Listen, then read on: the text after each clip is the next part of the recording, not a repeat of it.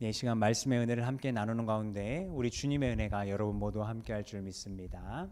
아멘. 오늘은 부활절입니다. 지난주 예배 교육에서도 말씀드렸습니다만 주님이 안식 후 첫날, 그러니까 일요일 아침에 부활하셨기 때문에 우리는 그 부활을 기념하면서 매주일 예배로 모이고 있습니다. 그래서 주님의 고난을 기리는 사순절에도 주일만큼은 그 부활의 사실을 기념하면서 또 기쁨과 감사 예배를 드려왔습니다.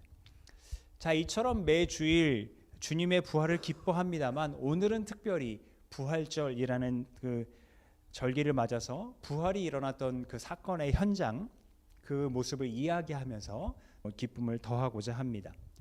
그런데 우리가 오늘 그리고 주일마다 예수님의 부활을 기억하고 또 기념하며 예배를 드리는 것에 대해서 어떤 이들은 물어볼 수 있어요. 정말 예수님이 살아나셨냐고, 그것이 정말 사실이냐고 물어볼 수 있습니다. 그래서 생각해 보면 신앙이 없는 분들이 그것을 믿지 못하는 것은 당연한 일일 겁니다. 왜냐하면 2000년 전에 예수님과 함께 있었던 사람들도 처음에는 그 사실을 믿지 못했거든요. 오늘 복음서 말씀은 예수님의 무덤가로 향료를 사서 찾아갔던 3명의 여인들의 이야기로 시작을 합니다. 막달라 마리아와 야고보의 어머니 마리아와 살로메라는 여인들이었습니다. 이 3명의 여인들은 예수님께서 십자가에 달리실 때 멀리서 그 광경을 지켜보고 있던 사람들이기도 했습니다. 자, 근데 여기서 우리는 이렇게 생각해 볼 수 있습니다. 이 사람들은 무섭지 않았을까요? 분명 예수님을 따라다니던 12명의 제자, 그 중에 가룟 유다는 이미 숨이 끊어진 상태였습니다만, 그러면 나머지 11제자들은 무서워서 다 도망한 상태였잖아요. 예수님 버리고 도망한 상태였는데 이 여인들은 무섭지 않았을까요? 어떻게 예수님의 십자가 곁에서 지켜보고 있었을까요? 아마도 12명의 제자들 못지않게 이 여인들도 친밀하게 깊은 관계 속에서 예수님을 따랐던 자들이다 말할 수 있겠습니다. 하지만 그렇게 예수님과 깊은 관계 있고 예수님을 잘 따랐던 이 여인들도 예수님의 부활을 온전히 믿지 못하고 있던 사실이 바로 이 첫 번째 절에서 드러나는 거예요. 예수님이 내가 죽었다가 살아날 것이다 말씀하셨지만 그것을 깨닫지 못하고 있었기 때문에 예수님이 여전히 무덤에 계실 거다라고 생각하면서 그렇게 향료를 사들고 갔던 거죠. 그래서 막상 무덤가로 갔는데 무덤을 막고 있던 큰 돌이 굴려져 있고 무덤이 비어져 있고 하니까 크게 당황하고 놀라고 두려워했던 겁니다. 그래서 오늘 본문 끝에 그들의 상태를 이렇게 묘사합니다. 그들은 뛰쳐나와서 무덤에서 도망하였다. 그들은 벌벌 떨며 넋을 잃었던 것이다. 그들은 무서워서 아무에게도 아무 말도 못하였다. 근데 이 구절 끝에 이런 각주가 달려 있더라고요. 어떤 사본들에는 이 8절까지가 끝이었대요. 마가복음 16장 1절부터 8절까지만 있는 사본들이 있다는 겁니다. 물론 우리가 지금 보는 성경은 20절까지 이야기가 이어집니다만 만약에 8절까지만 있는 사본으로 이 이야기를 보았다면 예수님의 부활, 그 빈 무덤을 목격한 사람들은 놀라고 두려워한 것에서 끝나고 마는 거예요. 부활을 목격한 장면이 놀라고 두려워하는 것에서 끝난다라는 겁니다. 그러나 정말 그렇게 놀라고 두려워하는 장면에서 이 부활의 이야기가 끝이었을까요? 그 답을 찾아가기에 앞서 먼저는 예수님의 무덤을 찾아왔던 3명의 여인들의 마음을 우리가 좀 먼저 살피기를 원합니다. 조금 전에 말씀드린 것처럼 예수님을 따르던 남자 제자들이 다 도망간 그때에도 이 여인들은 예수님의 십자가 곁을 지키고 있었어요. 그리고 이 무덤도 군인들이 지키고 있는 거 알았을 텐데 그 군인들 무서워하지 않고 향료를 사가지고 무덤으로 왔어요. 이들이라고 십자가 옆에 서 있는 것이, 그리고 무덤 앞에 있는 군인들 상대해야 되는 것이 왜 두렵지 않았겠습니까? 하지만 예수님을 향한 마음이 그 두려움을 이기게 만들었다 봅니다. 향료를 산 것도 마찬가지입니다. 중동이니까, 더운 지역이니까 시체가 빨리 상했을 거예요. 그래서 향료를 바른다고 한들 시체가 부패하는 냄새를 조금 가릴 뿐이었을 겁니다. 그럼에도 이들은 향료를 준비했어요. 오늘 말씀 보니까 샀다고까지 표현을 해요. 그러니까 보기에 따라서 이들의 이 행위는요, 향료를 사갖고 이른 새벽에 오는 이들의 행위는 낭비였어요. 우리는 이 모습에서 예수님이 십자가에 달리시기 전에 그의 머리에 향유를 부었던 한 여인의 이야기를 떠올릴 수 있습니다. 한 여인이 값비싼 향유를 예수님께 부어드리니까 그 공간에 같이 있던 제자들, 특별히 가룟 유다가 아니 그 향유 팔면 300데나리온이나 되는 엄청난 값을 받을 수 있을 텐데 그거 가지고 가난한 사람들에게 나눠주지 이게 웬 낭비냐라고 나무랬거든요. 그런데 성경은 뭐라고 지적합니까? 가룟 유다가 도둑이라서 그 돈을 훔칠 생각을 하고 있었다라고 얘기해요. 오히려 예수님은 이 여인을 칭찬하십니다. 그가 나의 장례를 준비하는 것이다 라고요. 그래서 복음이 전파되는 곳마다 이 여인의 이야기도 전파될 것이다 라고 말씀하십니다. 분명 낭비했지만 낭비가 아니었던 것은 그 안에, 그 여인의 마음 안에 주님이신 예수님을 향한 사랑이 가득했기 때문입니다. 다시 오늘 본문 이야기 부활의 현장으로 돌아와 보면요, 굳이 향료를 사서 무덤으로 온 여인들의 이 낭비 역시 예수님을 사랑하는 마음이 있었기 때문에 가능했던 겁니다. 사실 누가 더 많이 낭비했나 그렇게 따지고 보자면 예수님이 가장 낭비하신 거 아닙니까? 자기 목숨을 버리셨잖아요. 우리보다 더 먼저 그리고 더 많이 사랑하시는 그 사랑으로 자기 목숨을 버리셨어요. 예수님의 무덤을 찾아왔던 이 여인들은 비록 부활에 대한 의미는 깨닫지 못했지만 예수님 사랑을 본받아서 자신들도 예수님을 향한 그 사랑을 표현하기 위해서 무덤으로 왔던 거죠. 그래서 이것을 거룩한 낭비다라고 우린 부를 수 있지 않을까 합니다. 사랑하기 때문에 손해인 줄 모르면서 나에게 있는 모든 것을 쏟아붓는 그 마음과 행위들을 이렇게 일컫자 하는 겁니다. 조금 전에 말씀드린 대로 주님께서는 사랑하시기 때문에 자기 목숨을 내어주시는 낭비를 하셨어요. 오늘 여인들도 주님을 사랑하기 때문에 낭비를 무릅쓰고 그 이른 새벽에 무덤을 찾았어요. 자, 그렇다면 오늘날을 살아가는 우리는 어떻습니까?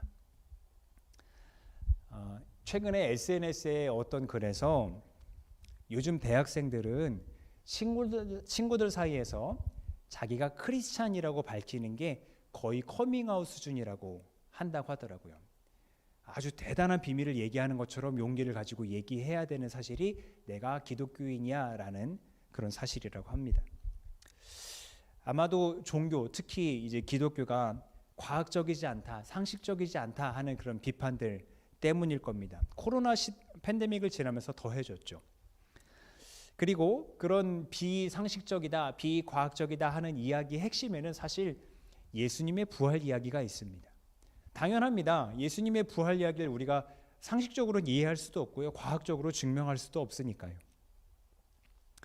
그래서 이런 세대 속에서 예수님의 부활을 믿는다는 것 자체가 어떻게 보면 이성의 낭비이고 지성의 낭비처럼 보입니다. 쉽게 말하면 미련해 보이는 거죠. 근데 여러분, 우리 좀 미련해 보이면 어떻습니까? 좀 낭비하는 듯 보이면 어떻습니까?